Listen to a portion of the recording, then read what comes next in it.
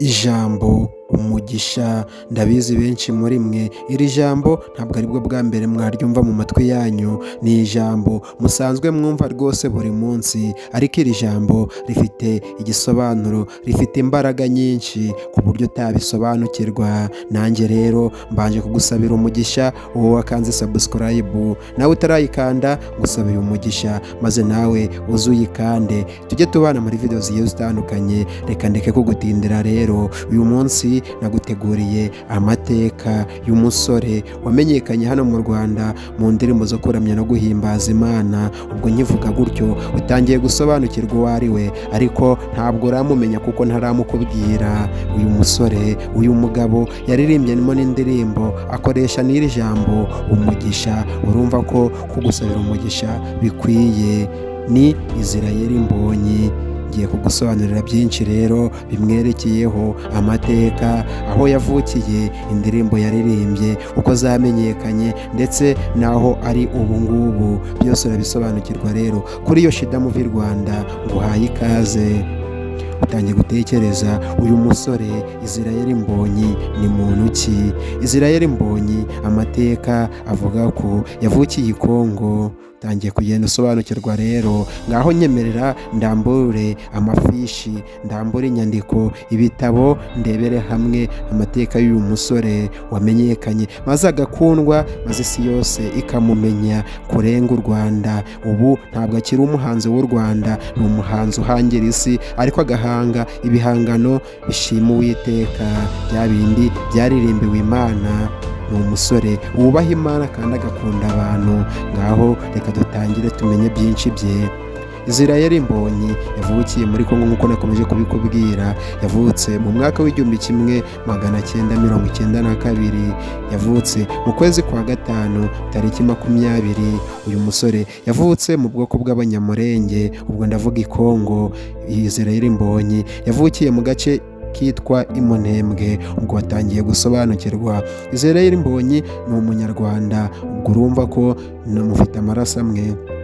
Israel Mbonyi rero yakoze kimwe nk'abandi bana bose aho muri karitsiye y'Imunembwe. Uyu musore Israel Mbonyi yakoze akunda Imana kandi yubaha abantu nkuko nagiye ngenda mbikubwira. Uyu musore mu mabyiruka ye yatangiye kwibona ko afite impano yo kuririmba, ariko yisanga yaririmbye indirimbo zo kuramya no guhimbaza Imana, maze abitangira nk'imikino ubwo yari ari ku mashuri. Ubwo ndavuga hanze, ntabwo yatangiye ari ibintu afata ko aribyo bizamutunga, ahubwo yifashe mu rwego rwo kugira ngo yishimishe. Ubwo ntabwo mvuga kwishimisha yewe bya bindi byanyu, ni ukwishimira Uwiteka. Maze atangira asohora indirimbo, maze indirimbo ye ya mbere iba irakunzwe rwose. Iyo ndirimbo ni #1.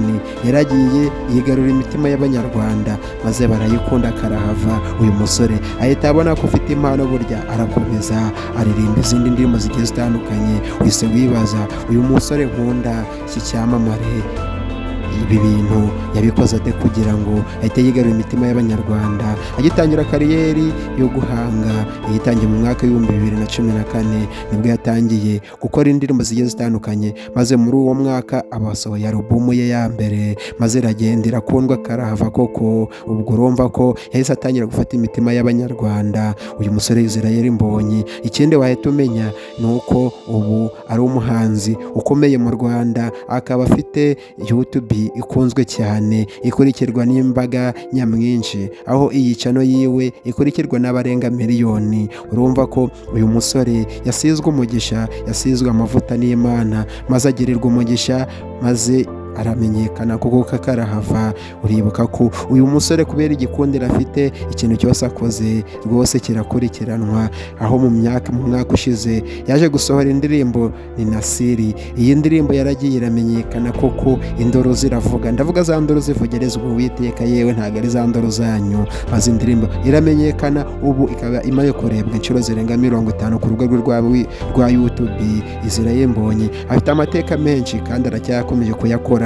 Akandi kantu wamenya kuri uyu musore rero, uyu musore yakoze igitaramo maze yuzuza stade, ndavuga BK Arena, maze ibihumbi by'abantu birayuzura karahava, maze aririmba za ndirimbo zigiye zitandukanye, maze barazikunda rwose karahava, bifuza ko yakongera kubakorera igitaramo.